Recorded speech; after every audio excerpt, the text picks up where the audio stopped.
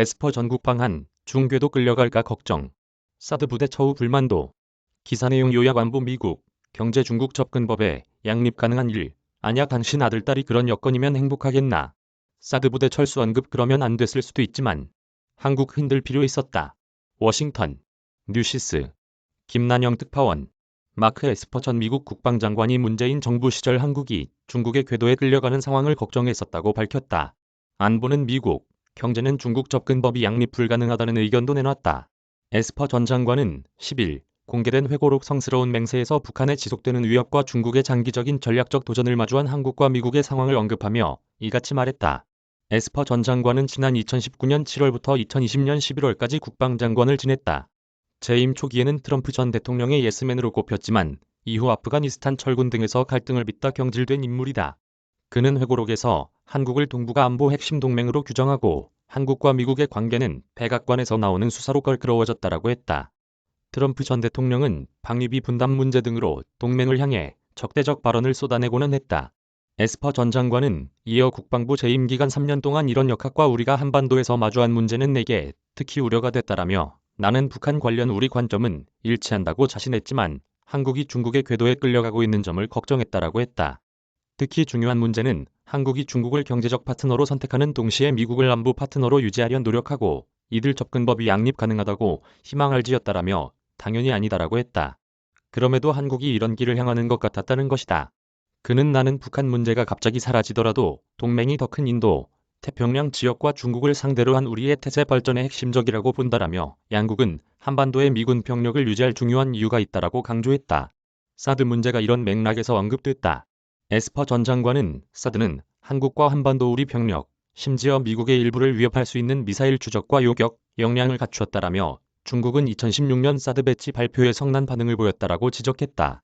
당시 중국이 사드 시스템을 자국 내 군사, 움직임을 추적할 수 있는 자국 안보에 대한 위협으로 간주했다는 게 에스퍼 전 장관 시각이다. 그는 또 중국은 한국의 최대 교역국이라며 중국은 한국이 배치를 취소하도록 엄청난 양의 경제적 압박을 가했다라고 했다. 그는 그럼에도 박근혜 정부가 입장을 확고히 했지만 2017년 4월 첫 사드 시스템 배치 이후 시간이 지나며 한국이 점점 더 중국 쪽으로 끌려가는 것처럼 보였다고 했다. 육군 장관 시절인 2018년 사드 기지 방문 경험도 서술됐다. 그는 생활 여건은 끔찍했다라며 나는 이 문제를 반복적으로 한국 카운터파트에게 제기했다라고 지적했다. 또 해당 문제가 한국 국내 정치와 중국에 관한 지나친 걱정 때문이었다고 분석했다. 그는 저서에서 내가 이 문제를 압박할 때마다 한국 상대방들은 해결책을 찾을 때까지 조금 더 인내심을 가져 달라고 요청했다라며 2020년 10월 우리 마지막 모임에서 나는 이 문제에 관해 화가 난 채 목소리를 냈다라고 지적하기도 했다. 에스퍼 전 장관은 3년이 지나도록 아무런 가시적인 진전이 없는 상황에서 그들의 시간 끌기에 대한 너희의 인내심은 바닥이 났다라고 했다. 이에 회의장에서 테이블 건너편 상대방에게 몇 분에 걸쳐 크고 날카롭게 이 문제를 지적했다는 것이다. 에스퍼 전 장관은 당시 회의에서 한국 측 카운터파트들에게 나는 3년 전에 이곳을 방문했고 그때도 좋지 않은 상태였다라며 당신들이 이에 관해 일하고 있기 때문에 인내심을 가지라는 말을 들었었다라고 목소리를 높였다고 한다. 이어 이 문제를 이듬해에 제기했을 때 나는 같은 말을 들었다라며 이는 동맹이 동맹을 대하는 방법이 아니다라고 지적했다고 에스퍼 전 장관은 처서에서 전했다. 그는 또 당신 아들딸이 그런 여건에서 살면서 일하면 행복하겠느냐라고도 물었다. 그는 당시 회의장에 앉아있던 한국 대표단이 어떻게 반응할지 애쓰는 모습이었다고 전했다. 또 자신이 마크 밀리 합참 의장에게 합참이 사드 철수 영향과 임무를 한반도 밖에서 수행하는 선택지를 제시하는 연구를 하기를 바란다라고도 언급했다고 했다. 당시 밀리 의장은 빠르게 그렇게 하겠다라고 답했다. 에스퍼 전 장관은 이런 상황이 한국 대표단의 관심을 끌었다고 했다. 다만 그는 이런 일련의 발언을 나의 명기라고 표현했다. 사드 철수 영향평가 등이 진심은 아니었을 수 있다는 것으로 해석된다. 에스퍼 전 장관은 나는 아마도 그렇게 해서는 안 됐을 것이다. 이는 외교적이지 않았다라면서도 나는 현장에 우리 국민을 의식했고 이 문제를 몇 년간 압박해 왔었다.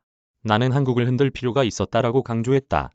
회고록에서 문제의 2020년 10월 마지막 회의가 정확히 뭔지는 언급되지 않았다. 다만 해당 시기에 제52차 한미안보협의회가 열렸었다. 당시 서욱 국방장관과 에스퍼 당시 장관 간 공동 기자회견이 불과 몇 시간 남겨두고 취소돼 그 배경에 관심이 쏠리기도 했었다. 이메일 주소